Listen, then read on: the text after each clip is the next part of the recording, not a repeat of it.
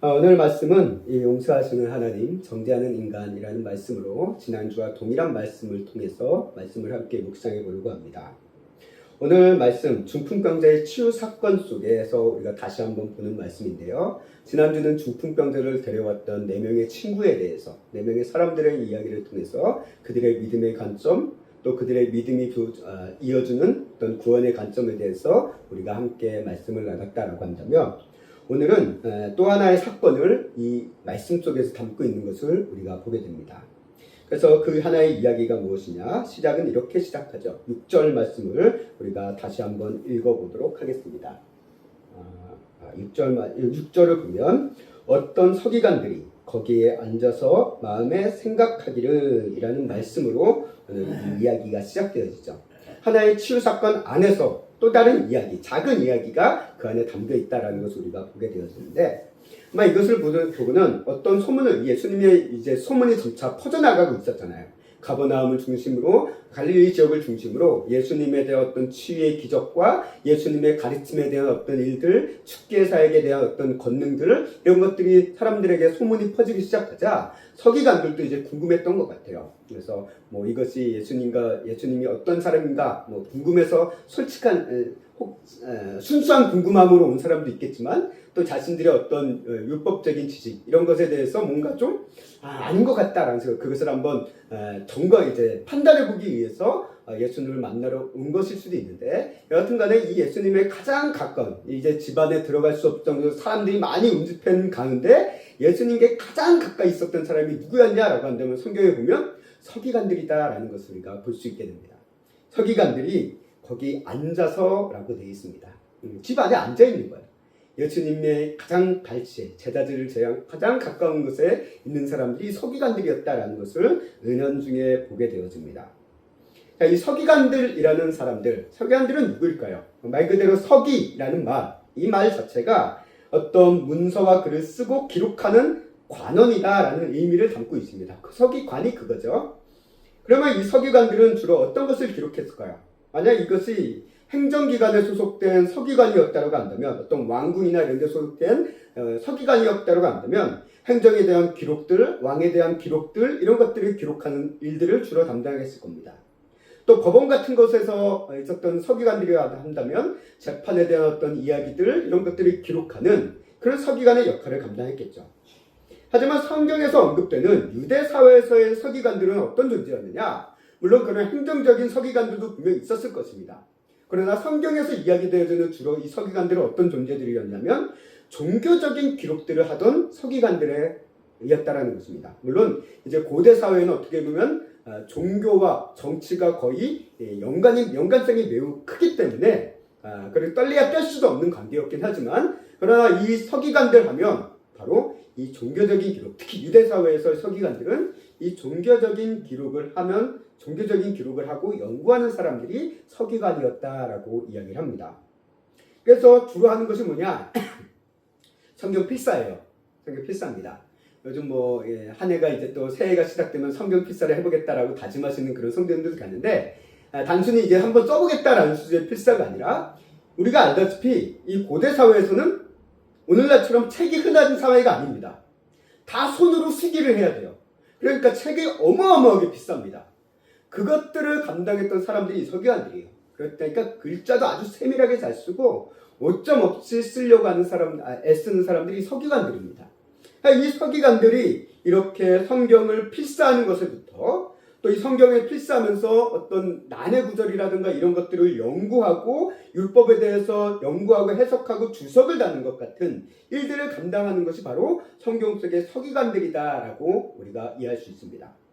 오늘날로 얘기하면 저기 성경학자다라고 얘기할 수 있고, 또 성경 박사, 또는 교수, 이런 위치쯤에 있는 사람들이 서기관들이다라고 이해하셔도 무방할 것 같습니다. 그렇기 때문에 이들의 특징은, 결국 서기관들의 특징은 뭐냐? 누구보다도 성경에 대해, 율법에 대해 전문가들이다라는 거예요. 누구보다도 잘 알고 있는 사람들. 어느 누구도 이들보다도 성경에 대해서 잘 알고 있는 사람이 없다라고 할 정도로 성경에 대해서 빠삭한 사람들이 서기관들이었습니다. 우리가 예수님 당시에 성경 하면 이건 어떤 성경일까요? 예수님 당시의 성경은요, 우리가 생각하는 이 성경 66권을 얘기하지 않습니다. 예수님 당시의 성경은요, 구약 성경을 얘기합니다. 구약 성경을 얘기해요. 아직 신약은 완성되지 않았을 때예요. 신약은 아직 언급되지 않았을 때입니다. 왜냐하면 신약은 어떤 겁니까? 예수님의 행적에 대한 기록이고 또 예수님의 행적을 믿는 사람들에 대한 어떤 교회에 대한 권면과 이런 것들을 전한 서신이 모여진 게 신약성경이기 때문에 예수님이 이제 공생의 사역을 막 시작할 당시에는 신약성경이라는 것은 아직 없었어요. 지금 이들이 바라보고 있는 성경하면 뭐냐면 구약성경입니다. 구약성경이요. 우리가 이 맥락을 약간 역사적인 측면에서 보는 이 측면을 간혹 놓칠 때가 있어요. 그래서 성경에서 얘기하는, 어떻게 보면 서신서에서도 얘기하는 성경의 1차적인 그 책이라고 한다면 구약성경을 얘기하고 있다는 거예요. 그러나 이것이 이제 시대를 넘어서고 어떤 이제 그 기독교 역사가 흘러가면서 공의를 통해서 성경 66권이라는 정경이 이제 최종적으로 채택되게 되면서 성경은 이제 66권이다라고 이제 정경화 과정을 거치게 되어지고 이를 통해서 이 성경 66권이 이제 완성되어졌다. 이것이 정경이다라고 이제 결론 짓게 되어지는 과정들이 이제 역사적으로 흐려지면서 완성이 되어지는 겁니다. 그렇기 때문에 이제 이 시대에 와서는 성경하면 66권이지만 예수님 당시에 성경하면 구약 성경을 얘기하고 있다는 거예요. 그래서 어쨌든 참고 사항이고요. 여튼 이들이 그렇기 때문에 서기관들이 연구하던 성경은 뭐냐? 신약이 아니라 구약입니다. 구약의 성경. 특히 이제 모세오경을 중심으로 안일 연구들을 하고 있었어요. 이런 서기관들이었기 때문에 오늘 예수님이 그런 하나님의 말씀을 새로운 가르침, 새로운 교훈처럼 막 전달하고 이야기하는 것들을 들으면서 한번 들어보려고 왔는데 이들이 듣기에 거슬리는 소리가 하나 들리기 시작했어요. 그게 뭡니까? 5절 말씀에 보면 작은 자여 내 죄사함을 받았느니라 라는 말씀. 이게 상당히 이들의 심경을 건드렸습니다. 상당히 거슬리게 했어요. 그 이유가 뭡니까? 7절 말씀에 이야기를 하죠. 우리 함께 읽어보도록 하겠습니다. 이 사람이 어찌 이렇게 말하는가? 신성모독이로다. 오직 하나님 한 분 외에는 누가 능히 죄를 사하겠느냐? 자, 이 서기관들은 구약의 말씀이 깊이 연구했어요. 그것들을 기록해 왔습니다. 심지어는 주석도 쓰면서 연구해서 해석하던 사람들이 서기관들이에요.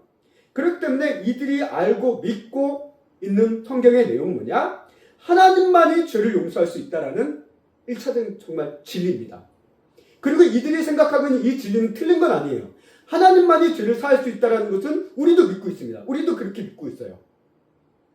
그런데 하나님만이 죄를 사할 수 있다는 이 진리가 지금 누구에게 적용되고 있습니까? 30살 정도 된 시퍼렇게 젊은 녀석이 내가 죄사함을 선언한다라는 얘기를 하는 거예요. 한마디로 이들이 듣기에 네가 뭔데? 라는 얘기를 하는 거죠. 서기관들이 바라보기에 이 예수는 지금 이 순간 뭘 하기 시작한 겁니까? 신성모독을 한 겁니다.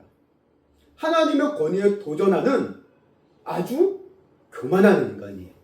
그렇게 이들은 그런 생각이 들기 시작했다는 거예요. 그런 거슬림이 걸리기 시작했다는 겁니다. 우리가 이런 장면을 보면서 문득 하나의 질문을 제가 떠오르게 됐습니다. 그게 뭐냐면 예수님께서는 왜 이런 서기관들의 반감을 살 수 있는 제사함이라는 이 선언을 왜 이때 하셨을까요? 예수님이 어떤 병자를 고치실 때, 환자를 고치실 때 이런 제사함 없이 치유를 하신 경우도 꽤 있잖아요. 그냥 손을 댄다든지 정말 누군가에서 가서 이제 너희 병이 나은 것을 제사장들에게 보이라라고 이야기한다든지 그냥 말씀으로 고치시고 때로는 만지셔서 고치시고 하는 일들로 고치신 경우가 종종 있습니다.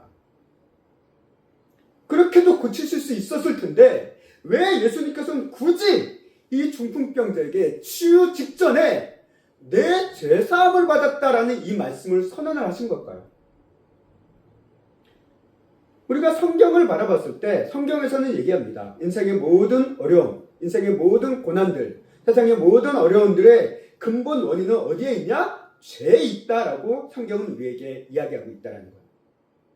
그렇기 때문에 죄의 본질적인 측면에서 우리 인간사에서 겪고 있는 모든 사건과 사고, 모든 질병들에 대해서 그 근본 원인을 파헤치고 들어가면 결국 어디로 어디로 그것이 귀결되냐면 죄로 귀결된다라는 것이에요. 이게 성경에서 얘기하는 죄관입니다. 죄론이라고 할 수 있죠. 그래서 모든 것이 이 죄로부터 파생되어졌고 이 죄의 결과 이런 인간의 세상의 인간사가 힘겹고 어렵고 슬프고 아프고 이런 일들이 만연할 수밖에 없다라는 것을 성경에서는 이야기하고 있고 그렇게 우리에게 전달하고 가르치고 있다라는 것입니다. 하지만 모든 질병이 다 병 걸린 사람의 죄의 행위다라고 또 단정 지을 수는 없다라는 것도 성경에서 이야기하고 있는 또 하나의 관점입니다. 우리도 병에 걸리잖아요. 우리도 아플 때가 있습니다. 때로는 병이 아니라 어떤 사고를 당할 때도 있어요. 그러면 사고를 당하고 병 걸렸으면 그건 다 그 사람이 잘못해서 그래. 그 사람이 죄를 지어서라고 이야기하는 경우가 정말 흔합니다. 이게 인간의 생각 속에 깔려있는 사상이에요. 죄인은 벌 받는다. 인과응보라고 얘기하는 그런 사상들. 물론 그런 것들이 그대로 적용되어지는 경우도 있지만 그렇지 않은 경우도 있다는 것을 성경은 보여주고 있고 어떻게 보면 우리가 새벽 말씀의 전도서를 통해서 우리가 보고 있잖아요. 그 인과응보의 사상이 그대로 적용 안 되니까 헛되다라고 이야기하는 그런 전도자의 이야기도 우리는 볼 수 있습니다. 이런 측면에서 봤을 때 모든 질병이 모든 사건과 사고가 다 그 사람이 잘못해서 그 사람이 우리가 알지 못한 어떤 죄를 지어서 벌받은 거야 라고 해석할 수는 없다라는 거예요. 그 대표적인 게 욥이잖아요. 욥입니다. 또 예수님께서도 말씀하십니다. 복음서 가운데 예수님의 제자들이 요한복음에 보면 예수님의 제자들이 태어나면서 장님인 사람, 맹인인 사람들을 보면서 뭐라고 얘기합니까? 예수님 저 사람이 저렇게 태어날 때부터 앞을 못 본 게 누구 잘못이요? 부모의 죄 때문이야? 저 사람의 죄 때문이야? 라고 묻잖아요. 그때 예수님이 뭐라고 말씀하십니까? 그 어느 누구의 죄도 아니다. 하나님의 영광을 나타내기 위해서다 라고만 이야기하시는 것을 우리가 보게 됩니다. 그렇기 때문에 우리가 이 죄사함에 대해서 우리의 성경적인 관점은 분명히 알고 있지만 그것을 일방적으로 정말 아주 단순화해서 적용하고 해석할 수만은 없는 것이 우리의 삶의 모습이다라는 것을 성경은 또한 분명히 우리에게 인식시켜주고 있다는 거예요. 이런 예수님께서 오늘 말씀 가운데 다른 치유하다시 달리 왜 중풍병자에게 죄사함을 굳이 선포하면서 이를 통해서 서기관들과의 갈등을 이제 촉발하고 갈등이 정도 증폭되어지게 하는 이 사건을 이런 일이 충분히 있을 것이라는 것을 알면서도 굳이 그 위험을 감당하시면서 죄사함을 선포를 하신 걸까요? 그 이유에 대해서 한번 생각을 해보게 됩니다. 오늘 복음서에는 그 이유에 대해서 우리는 알 수 없어요. 그러나 한번 추측을 해본다면 첫 번째 이유는 예수님이 보시기에 이 사람이 이 중풍병자의 어떤 이 중풍이라는 이 병이 뇌졸중이라고도 얘기하죠. 이 병이 이 사람이 어떤 죄를 지었는지 모르지만 그가 한 어떤 죄의 결과 이 중풍병을 맞이하게 되었기 때문이다라고도 우리는 생각해 볼 수 있다는 거예요. 예수님이 보시기에 분명 이 사람의 병은 그 사람의 죄와 분명히 연관이 있기 때문에 예수님은 이 죄사함을 먼저 선포했을 것이다 라고 우리는 생각해 볼 수 있다는 거예요. 안 그러면 예수님이 괜히 죄사함을 선포하시진 않았을 거예요. 그러니까 이 사람이 어떤 죄인지는 몰라요. 또 어떤 죄가 그의 뇌출혈을 일으켰는지 죄 행위가 일으키는지 우리는 모릅니다. 그러나 예수님이 보시기에 이 사람의 이 중풍병이라는 것, 이 사람이 이렇게 드러누워서 꼼짝 못하는 것은 분명 우리는 알지 못하는 예수님이 그나마 분명히 알고 계시는 그 사람이 가진 어떤 죄의 행위의 결과, 그 죄의 대가다라고 예수님은 분명 인식하고 계셨던 것 같아요. 그래서 죄사함에 대해서 먼저 선포를 하셨다라고 첫 번째로 우리가 추측해 볼 수 있습니다. 우리가 어떤 문제든지 근본 원인을 제거하지 않으면 똑같은 문제는 계속 발생합니다. 그리고 성경은 죄사함이 세상의 모든 문제의 근원의 해결책이다라는 것을 분명히 우리에게 이야기하고 있고 예수님은 이 문제 해결을 하시기 위해서 그 사람의 이 중풍병자의 그 가장 근원적인 문제를 해결하시기 위해서 죄사함을 선포하실 수밖에 없었다라는 거예요. 하지만 이것이 서기관들의 심기를 건드렸고 이 이후로 종교자들과의 갈등이 격화가 되어지는 것을 우리는 보게 됩니다. 우리가 알다시피 예수님께서 마지막 십자가에 달리시기 직전 종교 지도자들이 예수님을 고발한 죄명이 뭡니까? 죄목이 뭘까요? 최종적으로 고발한 죄명은 이겁니다. 스스로를 하나님의 아들이라고 말하는 신성모독죄입니다. 신성모독죄. 그 때문에 예수님을 이제는 고발하는 거예요. 네가 뭔데? 어떻게 보면 마가는 이 갈등, 신성모독이라는 이 명목이 시작되어진 이 갈등의 시작점이 예수님의 공생의 사역 후반부에 갑자기 이제 느지막이 생긴 것이 아니라 어떻게 보면 예수님의 공생의 사역과 동시에 시작하고 있다라는 것을 우리에게 보여주고 있다라는 거예요.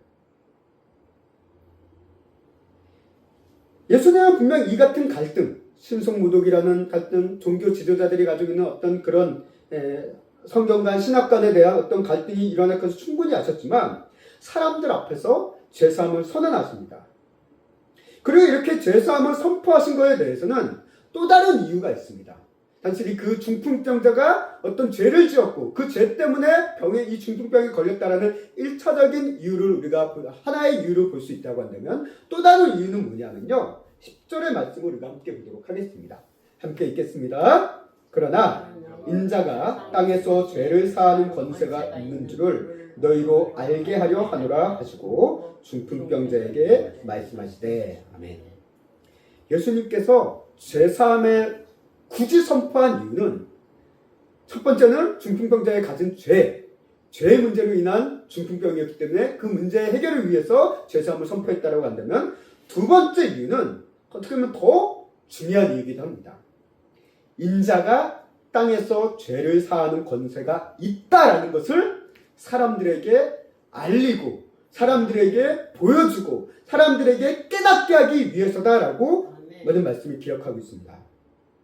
우리가 예수님께서 땅에서 죄를 사하는 권세를 가지고 계시다는 것, 이것이 가지고 있는 의미가 두 가지가 있어요. 하나는요, 서기관들이 말한 것처럼 하나님만이 죄를 사하실 수 있다. 이 성경의 진리 속에서 그 권세를 예수님께서 가지고 계시다는 것은 곧 어떤 말입니까? 예수님이 하나님이시다라는 것을 선언하고 있다는 거예요. 서기관들이 바라보고 있는 시선 그대로 신성모독이다라는 그 관점. 네가 뭔데? 네가 어떻게 하나님의 자리에 앉아? 그런 얘기가 우리 복음서를 보다면 종종 나오잖아요. 네가 뭔데 하나님이라고 해? 라고 얘기하는 거. 하나님의 아들이라고 하는 것도 네가 뭔데 신이야? 라고 얘기하는 거예요. 근데 예수님은 이걸 선언하십니다. 내가 하나님이다라는 것을 은연중에 선포하고 계신 거예요. 죄사하는 권세가 나에게 있다는 것, 죄사하는 권세는 하나님만 가지고 계신데 그 권세가 나에게 있다는 것, 그건 내가 곧 하나님이다라는 것을 일깨워주고 있는 매우 중요한 메시지다라는 것을 보게 됩니다. 예수님은 어떤 신비한 영적 능력을 어떻게 받아서 한마디로 얘기하면 무슨 귀신 들린 무당과 같이 그런 존재가 아니라 예수님 자신이 하나님이시다라는 것을 오늘 이 말씀의 선포로부터 자신을 드러내고 계신다라는 것입니다. 또 다른 하나는요, 이를 통해서 보여주고 있는 또 다른 의미. 그거는 하나님은 용서하시는 하나님이다라는 것을 사람들에게 깨우쳐 주시기 위해서 이 말씀을 하고 계신다라는 것입니다. 우리가 요한일서 말씀을 보면 하나님에 대해서 가장 간단하게 명료하게 설명하고 있는 표현이 있죠. 하나님은 사랑이시다라는 표현입니다.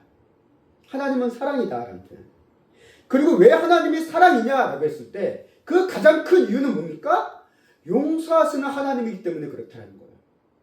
용서하시는 하나님이기 때문에.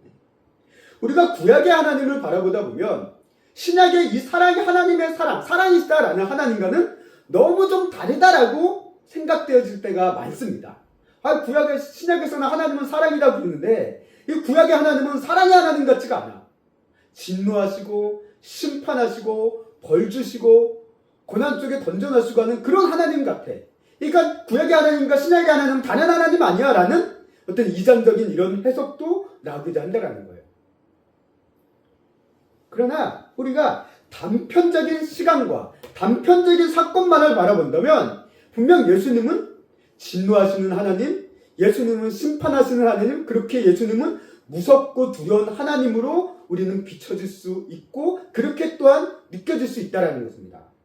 그런데 구약성경 전체를 바라봤을 때 하나의 사건이 아니라 한순간의 한 시간이 아니라 구약성경 전체를 바라봤을 때 하나님은 어떤 하나님이셨냐라는 것을 우리가 바라보게 될 때 보여주는 하나님은 뭐냐?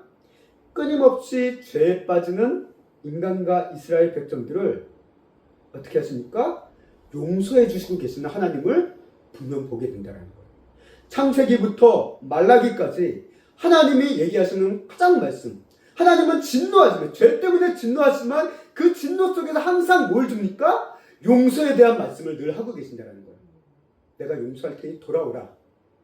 돌아오라 라는 얘기예요. 내 용서는 나의 용서를 믿고 돌아오라 라는 얘기를 끊임없이 하고 계신다는 거예요. 그리고 이 용서하시는 하나님은 어떻습니까? 신약으로 넘어와서도 동일하다라는 거예요. 그래서 사도 요한은 요한서신을 통해서 하나님은 사랑이야. 왜? 하나님은 우리 죄 때문에 계속 이렇게 발버둥 치며 죄악 가운데 사는 우리를 여전히 용서하고 싶어 하시는 하나님이니까. 이 용서를 위해서 예수님을 우리에게 보내주셨으니까. 그러니 하나님은 사랑이야 라는 것을 요한일서 말씀은 요한서신에서 우리에게 분명히 보여주고 있다는 거예요. 그래서 성경을 보면 아담과 하와의 불순종과 타락 속에서도 결국 하나님은 어떻습니까? 그들을 용서하시잖아요. 용서하시고 가죽옷을 입혀주시고 하는 그 용서의 모습. 출애굽의 광야 속에서 불평하던 이스라엘 백성들을 결국 모세의 기도가 있긴 했지만 하나님은 용서해 주시잖아요. 그리고 약속의 땅으로 이끌어 주시잖아요. 사사시대 속에서도 끊임없이 불순종과 정말 죄악의 삶을 반복하지만 그럼에도 불구하고 하나님은 그들을 불쌍히 여기셔서 사사들을 보내서 구원해 주시는 용서를 하시잖아요.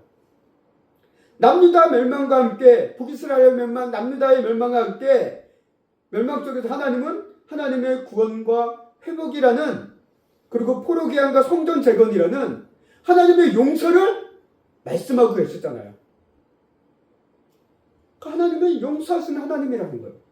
그래서 에스겔서 말씀에서 이 하나님에 대해서 분명하게 명료하게 표현하고 있는 바가 있습니다. 에스겔서 18장 23절 말씀과 33장 11절 말씀이 어떻게 보면 동일한 메시지이기도 하는데요. 우리가 함께 잠깐 보도록 하겠습니다. 에스겔서 18장 23절과 33장을 이어서 함께 읽도록 하겠습니다. 주 여호와의 말씀이니라. 내가 어찌 악인이 죽는 것을 조금인들 기뻐하랴. 그가 돌이켜 그 길에서 떠나 사는 것을 어찌 기뻐하지 아니하겠느냐. 33장 11절 말씀도 마찬가지로 읽겠습니다. 좀 작은 글자지만 함께 읽겠습니다. 너는 그들에게 말하라. 주 여호와의 말씀이니라. 나의 삶을 두고 맹세하노니 나는 악인이 죽는 것을 기뻐하지 아니하고 악인이 그의 길에서 돌이켜 떠나 사는 것을 기뻐하노라. 이스라엘 족속아 돌이키라. 너희 악한 길에서 떠나라. 어찌 죽고자 하느냐 하셨다 하라. 이 두 가지 메시지가 다 뭘 얘기하고 있습니까? 하나님의 용서를 얘기하고 있다는 거예요. 너희가 돌이키면 내가 용서해 줄게. 그러니 돌아와라. 나는 용서하는 하나님이다. 라는 것을 에스겔 선지자를 통해서 하나님께서는 선포하시고 계신다는 거예요. 보면 하나님은 공의의 하나님이시기 때문에 죄를 미워하십니다. 죄를 심판하실 수밖에 없는 분입니다. 그러나 하나님의 본심은 뭐냐? 에스겔서 맞습니다. 하나님 심령이 주님의 삶이 나는 죄인들을 용서하고 싶어하는 하나님이다 라는 거예요. 나는 그런 하나님이다. 그래서 구약에서 하나님께서는 끊임없이 죄를 버리고 하나님께 돌아오라라고 선지자를 통해서 말씀하셨고, 그리고 이 맥락은 구약에서 끝나는 것이 아니라 신약으로도 계속 이어지고, 신약을 통해서 그 하나님께 돌아오는 길에 대해서 이야기하는 것이 무엇입니까? 구약에서는 제사와 율법이라는 하나의 길을 준비시켰다고 한다면 신약으로 넘어오면 이 제사와 율법을 폐하고 누구에게로 오니까 예수 그리스도께로 오라라는 새로운 길을 제시하고 있다는 것입니다. 그래서 우리는 신약 이후부터는 예수님을 믿는 것만으로, 예수님의 믿음 안에 사는 것으로 우리는 용서하시는 하나님께로 돌아갈 수 있는 유일한 길이다라는 것을 성경은 우리에게 이야기하고 있다는 것입니다. 그래서 이렇게 죄를 사하시는 권세를 가진 이 예수님을 통해서만 우리는 이 죄사함이라는 것을, 죄사함이라 하나님의 용서를 선물로 받는다라는 것을 우리는 성경을 통해서 배웠고요. 또 오늘 예수님께서도 그것을 중풍병자의 이야기를 통해서 보여주고 계신다는 겁니다. 오늘 예수님께서 중풍병자에게 죄사함을 선언하셨을 때 중풍병자가 죄사함을 위해서 한 거는 아무것도 없어요. 아무것도 없습니다. 중풍병자가 뭘 했어요? 한 거 없어요. 아니, 중풍병자는 하고 싶어도 할 수도 없어요. 어떻게 하면 이것을 보여주는 죄인된 상태로 우리에게 그대로 보여줍니다. 우리는 우리의 의로, 우리의 공로로 하나님의 용서를 받게 됐고, 우리가 노력해야지만 하나님께 공로로 용서를 받을 수 있다라고 우리는 생각하고 싶고 그런 착각 속에 빠지기 쉽지만 성경은 얘기해요. 이 영적인 중풍병자 같은 우리들은 하나님의 용서를 받기 위해서 할 수 있는 게 아무것도 없다라는 거예요. 할 수 있는 능력도 없다라는 거예요. 중풍병자와 같이 꼼짝할 수 없는 게 우리입니다. 우리는 착각을 해요. 그런데 내가 뭔가를 해야지 하나님께 용서받을 거야. 내가 뭔가를 하지 않으면 하나님이 나를 용서해 주지 않을 거야. 그러나 성경은 분명히 얘기합니다. 예수님의 제사함을 선포는 분명히 얘기합니다. 중풍병자가 예수님을 위해서 뭘 했어요? 뭐 어떤 반응을 보였어요? 아니요. 아무것도 없어요. 아무것도 없어요. 그래서 친구들의 도움에 따라 예수님 앞에 나온 것밖에 없습니다. 예수님은 그 모습을 보시며 그것을 보시며 선언하시는 거예요. 네가 나를 위해서 뭘 해서가 아니라, 네가 나를 위해서 뭐 열심히 뭔가 이루어서가 아니라, 용서하시는 하나님의 그 심령으로, 용서하시고자 하는 그 하나님의 사랑으로 내가 너에게 죄사함을 선물로 준다라고 오늘 선포하고 계신다는 거예요. 어제 용서하시는 이 하나님이신 예수님을 통해서 은혜로 죄사함을 선물로 받았다라는 것을 우리는 분명히 보게 됩니다. 저는 우리를 향한 하나님의 마음은 항상 똑같아요. 우리를 용서하고 싶으신 거예요. 그런 사랑이 하나님이시다라는 것을 성경은 우리에게 말씀하고 계십니다. 이게 예수님을 통해서 보여주는 용서하시는 하나님의 모습이다라고 한다면, 여기에서 이 예수님 그리고 하나님, 사랑하시는 하나님과 대비가 되어지는 정반대의 모습 속에 있는 존재들을 우리가 보게 되죠. 이게 누굽니까? 앉아있었던 서기관들, 바로 우리 인간들을 대변합니다. 서기관들은요, 하나님이신 예수님을 신성모독으로 정죄합니다. 표면적으로 봤을 때 이들이 틀린 말을 한 건 아니에요. 하나님, 성경의 진리 속에서 하나님만이 죄사함을 할 수 있는데 새파랗게 젊은 녀석이 죄사함을 선포하네? 신성모독이다. 그 일경 겉으로 봤을 때는, 표면적으로 봤을 때는 맞습니다. 그러나 예수님이 하나님이신데 그것을 예수님께 적용한다는 것 자체가 매우 문제가 심각한 거죠. 그런데 이 문제는 무엇입니까? 결국 우리는 서기관들처럼 내가 세운 기준이 있고 내 기준에 맞지 않으면 우리는 무엇부터 시작합니까? 다른 사람들을 정죄하기 시작한다는 거예요. 내 마음 안에는 용서와 사랑의 마음보다는 항상 어떻습니까? 다른 사람들의 잘잘못에 대해서 판단하고 비난하고 정죄하는 마음이 늘 먼저 앞섰다는 겁니다. 그리고 이 같은 경향은 오늘 이 현대 사회를 통해서, 또 가상 공간이나 어떤 온라인이라든가 인터넷 이런 공간을 통해서 더 두드러지게 드러나고 있다는 것을 느끼게 됩니다. 오늘 현실 속에서는 좀 덜 할 수 있는데 SNS나 인터넷 댓글 같은 거를 보면요, 조금이라도 거스르는 얘기가 딱 올라오면 개떼처럼 달려들어서 막 댓글을 답니다. 막 욕을 하고 비난을 해요. 조금의 흠도 용납 못합니다. 거기 글 쓰는 사람들을 보면 다 정의로운 사람이에요. 다 자기들이 재판관입니다. 내가 맞다라는 거예요. 그러면서 그런 교만 속에서 누군가를 정죄하고 비난하고 공격하는 모습을 정말 여과 없이 보여주는 것이 그 온라인 속에, 이 인터넷이라는 이 가상의 세계 속에서 우리는 보게 돼요. 그래서 비난하고 조롱하고 멸시하고 정죄하는 글들이 너무 과하다 보니까 그 글을 바라보고 그 글의 대상이 되는 사람이 결국 견디다 못해 목숨을 끊는 그런 일들까지도 벌어지는 것이 오늘날의 현실이다라는 것을 우리는 보게 됩니다. 그 모습이 우리가 성경에서 어디서 보여졌을까라고 했을 때 구약에서부터 이미 보여줬어요. 가인이 자신에게 거짓을렸던 동생 아벨을 정죄하고 죽여버리잖아요. 라멕이 이 가인의 후손이죠. 라멕이 자신에게 상처를 주었던 사람들을, 생채기를 주었던 사람을 죽이는 것을, 정죄하고 죽였던 것을 자랑했던 그 람액의 모습. 이것처럼 죄로 인해 타락한 인간은요, 용서보다 정죄가 더 편하고 익숙하다라는 거예요. 그리고 실제 우리의 모습이 그와 같다라는 것입니다. 예수님은 천국에 대한 비유의 말씀을 하실 때 1만 달란트 빚진 자와 100다니엘 빚진 자에 대한 이야기를 하십니다. 1만 달란트 빚진 자는 무엇입니까? 하나님의 용서, 큰 용서를 받은 큰 은혜를 입은 자다라고 우리는 이야기를 하고 있어요. 그런데 100다니엘 빚진 자는 뭡니까? 사람 간에서의 어떤 용서를 얘기하고 있습니다. 근데 이 모습을 받아보면 결국 뭘 봅니까? 하나님의 용서와 용서하지 못하고 정죄하는 인간의 모습을 예수님께서는 그 비유를 통해서 분명하게 드러내고 계신다는 거예요. 하나님이 이렇게 큰 사랑과 은혜 가운데 너희를 다 용서해 주셨는데 너희는 작은 흠도 용납하지 못하고 용서하지 못한다라는 것을 우리에게 그 비유를 통해서 일깨워주고 계신다는 거예요. 하나님이신 예수님은 오늘 말씀을 통해 죄사함의 용서하심을 선포했습니다. 뭔가를 해서가 아니라 하나님의 은혜로 사랑으로 선포합니다. 그러나 우리를 포함한, 저와 여러분들을 포함한 모든 사람들은 항상 다른 사람들을 정죄하기 바쁘다는 거예요. 조금이라도 내 기준에, 내 생각에, 내 감정에 거슬리는 게 들리고 보이면 그 순간부터 그것을 보였던 사람은 내 안에서 죽일 놈이에요. 쳐죽일 놈입니다. 어제도 오늘도 우리의 나의 삶을 보면 나의 기준에 거슬리는 사람에 대해서 나는 어떤 모습을 보이고 있습니까? 그러니 용서의 마음을 품기보다는 항상 정죄하고 비난하고 하는 그런 마음이 더욱더 강하게 품고 앞서고 있지 않았습니까?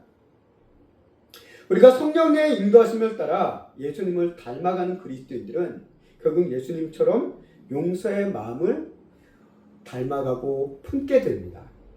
하지만 육신의 생각과 사단의 유혹에 이끌려가는 이들은 참수하는 사탄을 따라 정죄의 마음을 품고 살아가게 됩니다.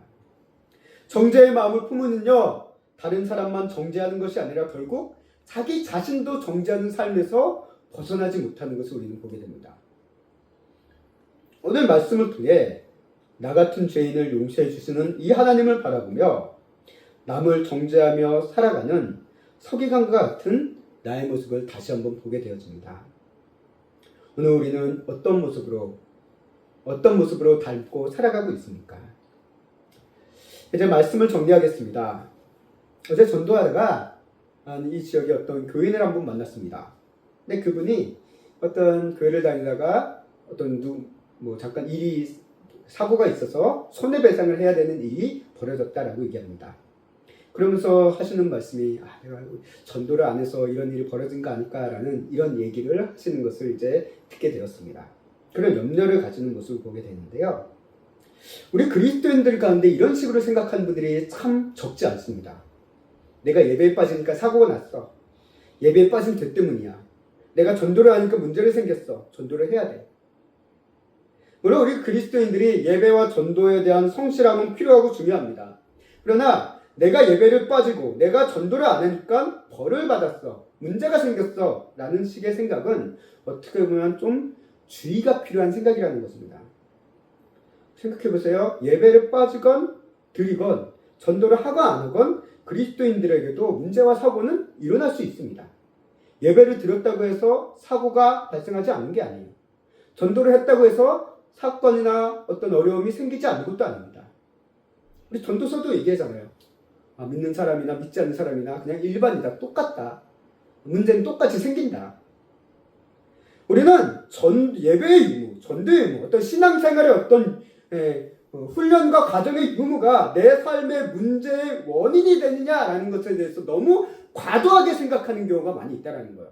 물론 그게 과하면 우리 삶이 죄에 핍박, 죄 때문에 물들고 죄에 빠져가지고 그런 문제를 일으키는 방향으로 흘러갈 수 있는 가능성은 매우 높긴 합니다. 그러나 내가 단순히 예배에 빠졌으니까, 전도를 안 했으니까, 교회 생활 잘 안 하니까 문제가 생겼어. 물론 그것 때문에 일어날 수도 있겠죠. 그러나 반드시 그것만은 아니다라는 것을 우리는 또한 생각할 수 있어야 된다는 것입니다. 우리가 질병과 사고를 만나면요, 사람들은 대부분 그동안 자신의 잘못을 떠올립니다. 그리고 그것이 원인이라고 자신을 책망하고 해요. 그 책망이 맞을 수도 있고 틀릴 수도 있습니다. 그리고 내 인생에 일어나는 모든 안 좋은 일에 대한 원인이 본인의 생각 속에서 잘못한 것이다 라고 결론을 내립니다. 그런데 우리는 사도 바울의 로마서 8장 1절 말씀을 보면 이렇게 이야기합니다. 우리 함께 읽겠습니다. 그러므로 이제 그리스도 예수 안에 있는 자에게는 결코 정죄함이 없나니. 우리는요, 내 잘못을 들추고 잘못에 대한 대가를 경험하며 던져버릴 수 있는 하나님을 생각할 때가 많아요. 내가 뭘 안 했으니까, 내가 신앙생활 제대로 안 했으니까 나를 던져버리고 벌 주시는구나. 정죄하시는 하나님. 그래서 무섭고 두려운 하나님으로만 생각할 때가 참 많습니다. 그러나 우리는 성경을 항상 바르게 바라봐야 됩니다. 하나님은 분명 그런 측면도 있지만 하나님의 본질은 용서하시는 하나님입니다. 오래 참으시는 분입니다. 그래서 예수님 안에 있는 자들에게는 결코 절대로 정죄함이 없다라고 사도 바울은 선언하고 있다는 거예요. 죄가 없다는 얘기가 아닙니다. 정죄함이 없다는 것입니다. 그 이유는 뭡니까? 예수님께서 우리의 모든 죄를 다 가지고 오셔서 십자가에서 이미 해결하셔서 우리의 죄가 사라졌는데, 죄가 해결 기회가 없어졌는데 어떻게 죄에 있다라고 정죄할 수 있겠냐라는 얘기예요. 그것을 사도 바울은 얘기합니다. 그리스도 예수 안에 있는 자에게 결코 정죄함이라는 것은 있을 수가 없다라는 거. 그래서 고린도후서 5장 17절 말씀에서 얘기합니다. 함께 읽겠습니다. 그런즉 그리스도 안에 있으면 누구든지 새로운 피조물이라 이전 것은 지나갔으니 보라 새 것이 되었도다. 예수님 안에 있으면 우리는 새로운 피조물이라는 거예요. 새로운 피조물이라는 의미는 다시 뭘 의미하냐면 그동안 우리가 정죄의 모습으로 살아왔던 우리의 이전 모습은 지나가고 하나님의 용서를 받아 용서를 하며 살아갈 수 있도록 새롭게 만들어주셨다는 것입니다. 우리가 참된 용서는요, 내 힘과 의지로 할 수 없습니다. 또 용서는 의무로, 억지로 할 수 있지 않습니다. 종종 우리는 착각하는 게, 그리스도니까 용서해야지. 응? 용서가 의무야. 책임이야. 그러니까 너한테 좀 기분 나쁜 사람이 있어도 용서하도록 힘써봐! 라는 식으로 얘기하는 경우가 있는데요. 그거는 맞을 수도 있지만 틀릴 수도 있습니다. 왜냐하면 용서는 우리 힘으로 할 수가 없습니다. 성경에서 얘기하는 용서는 우리의 힘으로 할 수 없어요. 성경에서 얘기하는 용서는요, 지었던 모든 죄를 잊어버리는 겁니다. 사라져서 없는 것처럼 보는 게 성경에서 말하는 용서예요. 근데 우리는 그런 용서 못하잖아요.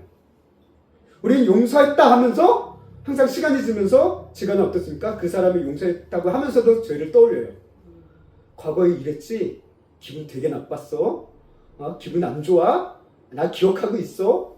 용서했다라고 하면서 용서를 못합니다. 우리는. 그게 우리예요. 성령님을 통해 하나님의 용서하심이 이 예수님의 용서함의 생명이 우리에게 들어와 젖어들지 않으면 우리는 이런 용서를 할 수 없습니다. 그렇지 않으면 우리가 하는 용서는 그냥 용서하는 척만 하는 거예요. 용서하는 척만 하는 거. 물론 그렇게 용서하는 척만 하는 것도 대단한 거긴 한데 우리는 성경에서 얘기하는 용서를 우리 힘으로는 온전히 할 수 없다는 것입니다. 우리는 누군가를 용서해야 하니 억지로라도 의무로라도 기독교이니까 용서해야지. 용서하도록 노력해야지. 아니요, 안 됩니다. 먼저 그리스도인은 이런 용서를 하기 위해서는 뭐가 필요합니까? 하나님의 용서하심을 깊이 묵상하고 그 은혜를 깨닫지 않으면 안 됩니다.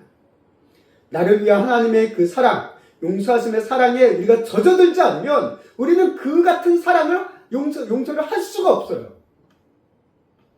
하나님의 용서하심의 은혜를 제대로 알지 못하면 우리는 용서함보다 항상 정죄함이 앞서는 존재다라는 것을 우리는 늘 느끼게 됩니다. 그러나 하나님의 이 용서하심의 은혜가 우리를 점차 젖어들고 하게 하면 우리 안에 정죄함의 불길은 점점 꺼져간다는 거예요. 오늘 우리가 대림절입니다. 오늘 대림절의 시작이에요. 대림절의 시작은 아기 예수님이 오시는 것을 기다리는 4주간의 기다림을 얘기하고 있고요. 한마디로 성탄 직전 4주간을 얘기하고 있습니다. 그리고 교회력으로 봤을 땐 새해의 시작입니다. 그래서 우리가 종교적인, 이 기독교적인 봤을 때, 기독교적인 의미로 봤을 때 우리 교회에서는 새해가 시작된 거예요. 그냥 일반 태양력으로 봤을 때는 아직 새해가 한 달이 남았잖아요. 교회력으로 봤을 때는 새해가 시작된 겁니다. 새해가 시작됐어요. 그게 대림절인데요. 예수님께서 왜 이 땅에 오셨습니까? 죄인은 우리를 용서하시기 위해서 오신 거예요. 죄사함이란 용서를 주시기 위해 오셨다는 거예요. 오늘 이 대림절이라는 절기를 통해서도 우리는 뭘 깨닫게 됐냐? 우리를 용서하시기 위해서 이 땅에 오신 하나님이신 예수님을 다시 한번 깨닫는다는 것입니다. 나를 향한 하나님의 용서, 예수님의 십자가의 보혈을 통한 용서를 우리가 깊이 묵상하며 용서하심의 은혜 속에서 깨어나고 그 용서가 우리의 삶에서도 흘러나올 수 있는 귀한 하나님 사랑의 성도들이 될 수 있기를, 사랑의 충만함이 흘러나가는 우리 귀한 성도님들이 될 수 있기를, 또 이 세움교회가 될 수 있기를 주님의 이름으로 간절히 소망하고 축원합니다.